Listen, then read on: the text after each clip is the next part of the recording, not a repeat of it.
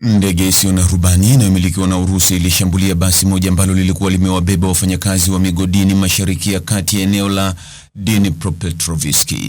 Shambulio hilo la Jumapili iliyopita liliwaua watu 12 waliokuwa kwenye basi hilo Telnivka, mji ulioko kilomita 65 kutoka eneo la vita, kulingana na polisi wa eneo hilo.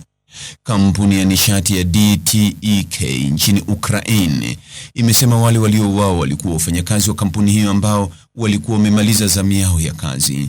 Shambulio hilo lilitokea wakati ambapo kumekuwa na makubaliano ya kupunguza mashambulizi ya Urusi dhidi ya Ukraine. Rais wa Marekani Donald Trump alikuwa ametangaza kuwa vita hivyo viko karibu kumalizika na kuongeza kuwa Rais Putin wa Urusi alikuwa amekubali kusitisha mashambulizi kutokana na hali ya baridi inayoshuhudiwa kwa sasa.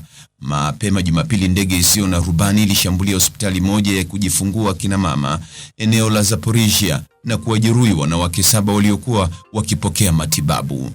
Mtazamaji, ni yapi maoni yako kuhusiana na taarifa hii? Andika maoni yako katika sehemu ya ujumbe hapo chini.